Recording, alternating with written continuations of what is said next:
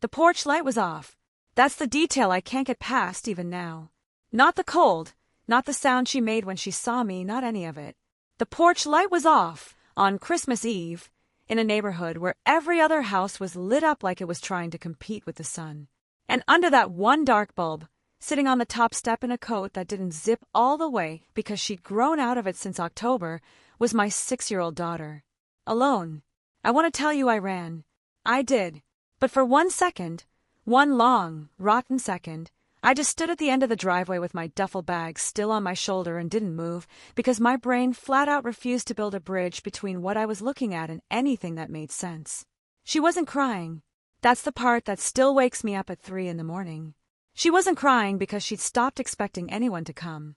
"Lily," I said, and my voice came out wrong, cracked down the middle like ice on a lake. She looked up. It took her a second, a full second, to recognize me, like her mind had to catch up to the impossible math of her father, home 12 days early, standing in the yard in his service uniform with snow already piling up on his shoulders. Then she said 4 words that I will hear for the rest of my life. "You're not supposed to be here. I need you to sit with that for a second, because I had to." My daughter, sitting outside in 17-degree weather on Christmas Eve, looked at her own father coming home, and her first thought wasn't relief. It was fear of what would happen because I'd found out. Before I get into what happened after, you gotta understand who I was before that night, because the guy standing in that driveway wasn't the same man who'd shipped out 9 months earlier. My name doesn't really matter for the story, so I'll just tell you what I did for a living. Staff sergeant, logistics, stationed out near Fort Liberty, though stationed, is doing a lot of heavy lifting in that sentence, because for the better part of the last 4 years I've spent more Christmases in a barracks than in my own kitchen. That's the deal you sign up for. Nobody tells you, when you're 22 and full of yourself and ready to serve, that the real cost isn't measured in danger. It's measured in birthdays you watch through a laptop with a 2-second lag, in a daughter who learns to ride a bike while you're 11 time zones away, in a voice on the phone that grows up a little more every single call. Lily was 3 when I met her mom, Danielle, on leave. Lily wasn't mine by blood. Her biological dad bounced before she could even walk. But from the very first weekend I met her, sitting cross-legged on Danielle's living room floor building a lopsided tower out of blocks, something in my chest just decided. I didn't pop the question to Danielle because I loved her, though I did. I proposed because I couldn't picture a version of my life anymore that didn't include that kid grilling me with 100 questions about how airplanes stay up. We did the adoption the right way, slow and by the book, and by the time it was final, Lily had straight up stopped calling me by my first name. Danielle and I had been drifting apart for a while before this last deployment. Nothing dramatic, no affair I knew about, no blow-up fight. Just 2 people slowly coming undone in a marriage built around one person always being gone. She started staying out later. Texts got slower. I told myself it was stress. I told myself a lot of things, because it's a lot easier to build a story you can live with than to look straight at the one that's actually happening. What I knew for a fact, before I left for this deployment, Danielle had started seeing some guy named Marcus a few months back, someone she swore up and down was just a friend from work, someone I'd never met and honestly never pushed to. What I didn't know, how much space he'd end up taking up in Lily's day-to-day while I was gone. I wasn't even supposed to be home until January 6th. There'd been a scheduling shakeup, a transport slot opened early, and my command basically told me, take the gift and go, no arguments. I didn't call ahead. I wanted the surprise. I had this whole thing playing in my head. Lily's face when I walked through that door Christmas morning, her sprinting at me full speed the way she used to when she was littler, before deployment started stretching that greeting thinner every time. Landed at 9:40 p.m. on the 24th, grabbed a rental. Drove 2 hours through weather that just kept getting nastier, snow coming down sideways by the time I hit our exit, and the whole drive I'm replaying the moment in my head, the door, the tree, her face. I did not rehearse finding her outside. When I pulled onto our street, first thing I clocked was our house was one of maybe 3 on the block without lights up. Second thing I clocked was a shape on the front step that didn't register as a person until I was almost past the mailbox. I stopped the car dead in the middle of the road. Didn't even pull into the driveway right. Half the car still out on the street when I got out. That's the moment the ground just dropped out from under me. Not the confrontation. Not what came after. It was that half second between seeing a shape on my own front porch and realizing it was my kid, alone in the dark, on a night I crossed an ocean to be home for. Everything after that, every question I asked, every answer I got back, was just me trying to figure out how we went from family to this. I got her inside before I asked her a thing. Wasn't even a decision. Honestly, it was pure instinct. Warm her up first, ask questions second. Her hands were freaking cold when I wrapped mine around them, and there was one detail I clocked and then tried real hard not to think about. She was still holding on to her blue blanket, the one with the frayed corner she's had since she was 2, the one Danielle kept saying she was getting too old for. She brought it outside with her. Like some part of her already knew she might be out there a minute. Inside, the house was warm, smelled like cinnamon, and it was, in every visible way, decked out for the holiday, tree up, stockings hung, fire going. Which somehow made it worse. The house looked like a straight-up Christmas card. My daughter had been sitting outside of it. "Where's your mom, baby?" I asked, crouched down in front of her, working her boots off with hands that weren't nearly as steady as I wanted them to be. "She's at Marcus's work party," Lily said. "She said I could come, but it was boring last time, so I said I'd just stay home." "Who's watching you?" Lily didn't answer right away.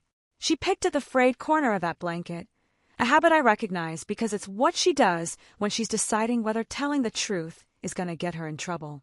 "Nobody," she finally said. "Marcus's son was supposed to, but he bailed to go to his girlfriend's."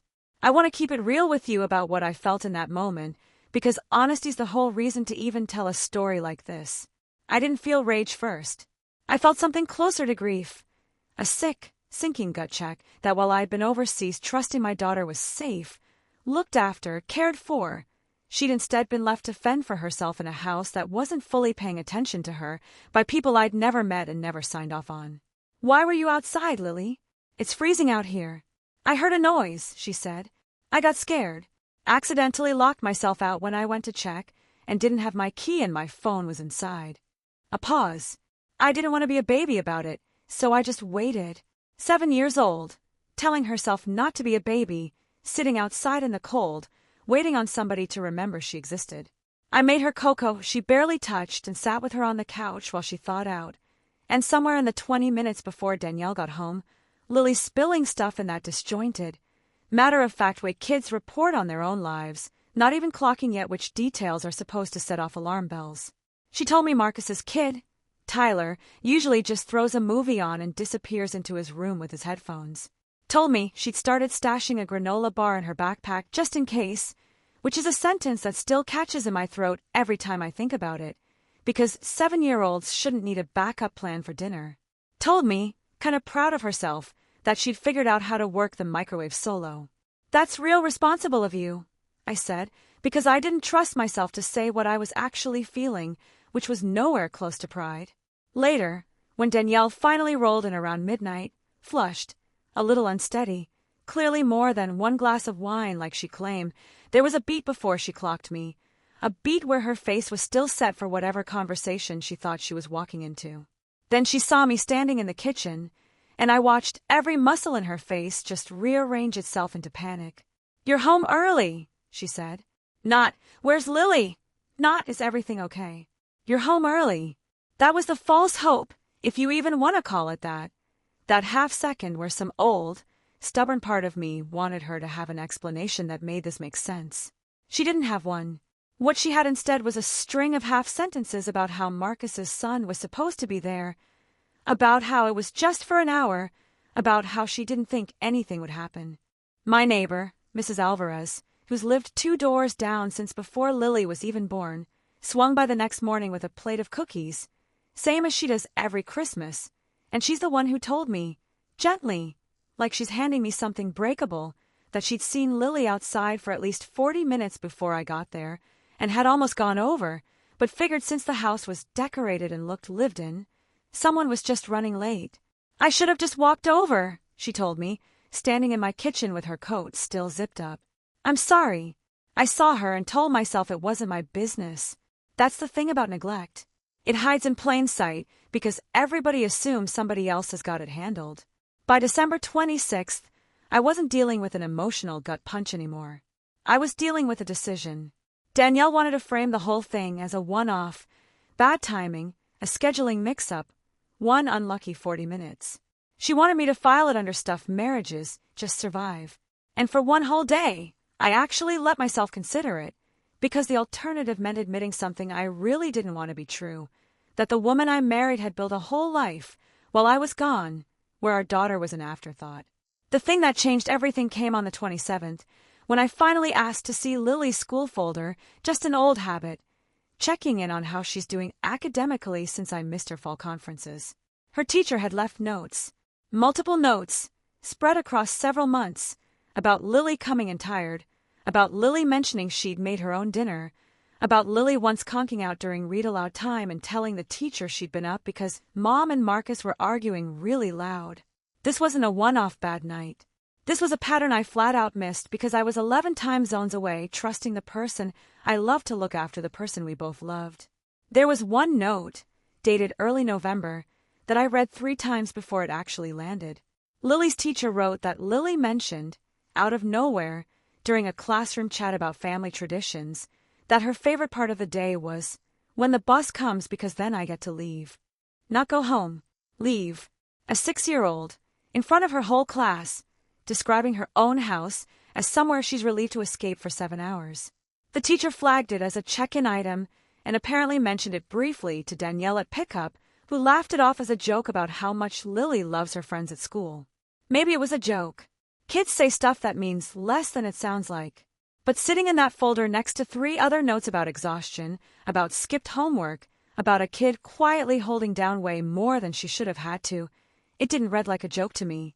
It read like a kid telling the truth in the only rooms where she felt safe enough to say it out loud.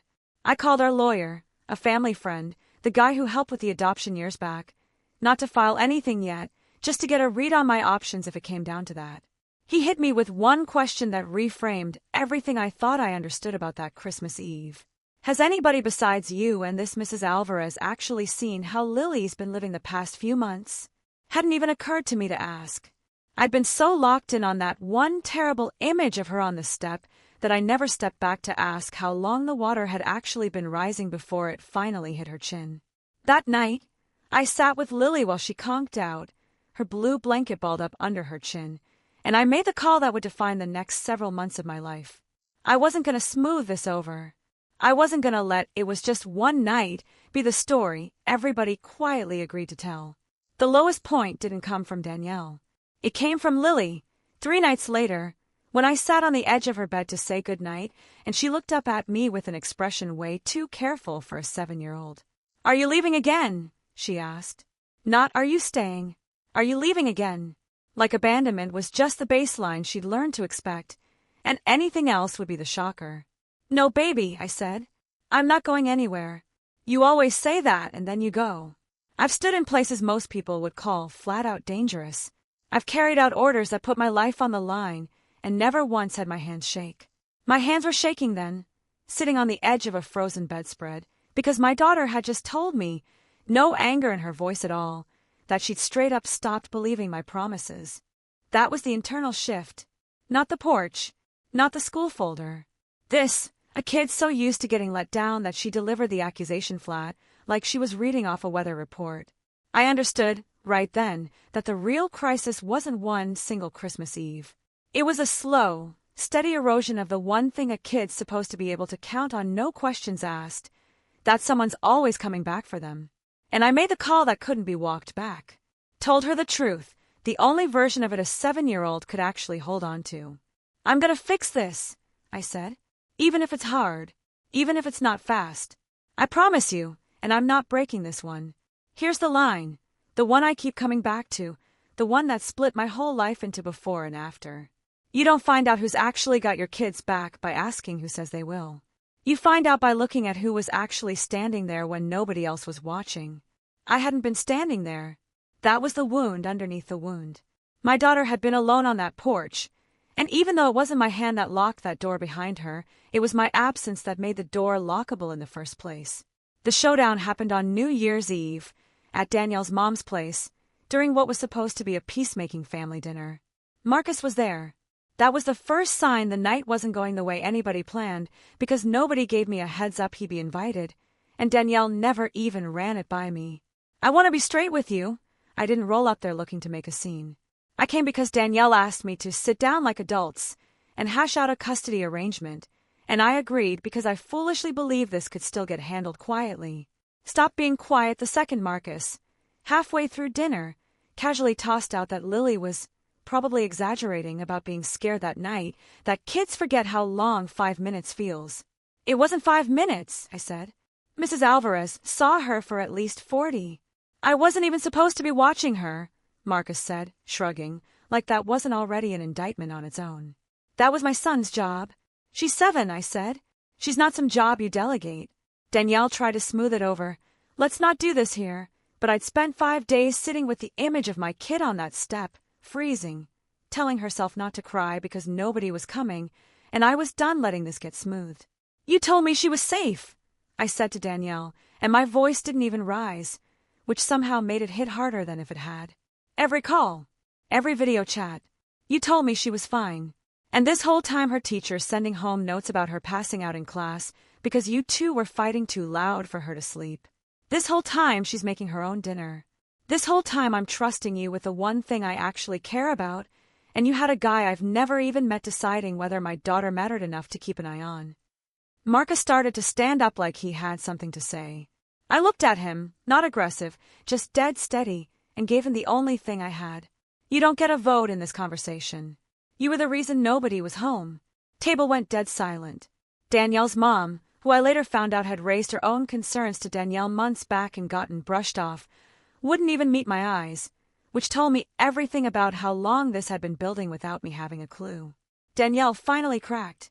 Not into anger, into something quieter and worse, a kind of collapse, like she'd been holding together a version of herself she already knew couldn't survive contact with the truth. I know, she said, barely above a whisper. I know it wasn't okay. I told myself it was one bad night, but it wasn't just one night, was it? No, I said. It wasn't. Marcus was out the door within the hour, and from what I get, he and Danielle stopped seeing each other not long after. Not some big romantic blow-up, just that whatever picture they'd been painting of a happy little makeshift family had cracked wide open in front of witnesses, and neither one of them wanted to keep holding the pieces together. Danielle didn't fight the temporary custody deal. That threw me more than anything else that whole week. I'd braced for a battle, lawyers, an ugly stretch of back-and-forth accusations. Instead, she calls me 2 days later and goes quiet. I think Lily should stay with you for a while. I need to actually sit with what I did instead of just apologizing for it. I don't know if that's redemption. Might just be honesty, which is rarer and way harder to fake. The quiet moment that caught me off guard came about a week later, tucking Lily in at the place I was renting near base. Smaller spot, 1 bedroom for her, 1 for me, nothing fancy. She was almost out when she said, "Out of nowhere, the porch light's on here." "I'll make sure it always is," I told her. "Okay," she said, and turned over, and was asleep in under a minute. Fastest I'd seen her drop off in the whole 2 weeks I'd been home. That's the detail that told me something had genuinely shifted. Not a speech, not a court date, a porch light, and a kid who could finally close her eyes without wondering if anybody was coming. It's been 5 months since that Christmas Eve. I put in for a transfer to a training billet closer to home, came through in March, a downgrade in excitement. Sure, not in rank, and I'd do it again in a heartbeat. Lily lives with me full-time now. Danielle sees her every other weekend, supervised at first, then not, as she's actually put in the work, therapy and all, to become someone Lily can trust again. Not gonna sit here and tell you it's all healed up, because that'd be a lie, and I promised myself I wouldn't lie telling this. Lily still asks, some nights, if I'm gonna be there in the morning. Not every night, just some, and every single time, I say yes, and I mean it, and slowly, not all at once, not in a way you could circle on a calendar. She started believing it a little more. Danielle and I aren't married anymore. That part didn't make it, and honestly, I don't think it should have. But we talk. She calls to ask about Lily's school project instead of finding out about it after the fact. Showed up to Lily's spring recital, sat 2 rows behind me, and afterward didn't try to make it about us. Just knelt down, hugged her daughter, told her she was proud and meant it. Mrs. Alvarez still brings cookies, every Christmas. Last year, she teared up a little handing me the plate, and I got it without either of us saying a word. The blue blanket with the frayed corner still lives on Lily's bed. She's 7 now, going on 8, hasn't outgrown it, and I've stopped telling her she should. Used to think the hardest part of serving was the distance, the missed years, the 2-second lag on a video call, birthdays celebrated through a screen. I know now that distance was never the real danger. The real danger was trusting that safe is some permanent state instead of something you gotta actively, relentlessly choose every single day by actually being close enough to notice when it breaks. I got home 12 days early that Christmas because of a scheduling fluke, and that's the only reason I know what I know now. I think about the version of that story where the flight never opened up, where I land on January 6th like planned, and Lily just quietly, permanently, learns that nobody's coming. If there's a porch light near you tonight, and you're not sure why it's off, go check. Some kids won't tell you they're waiting.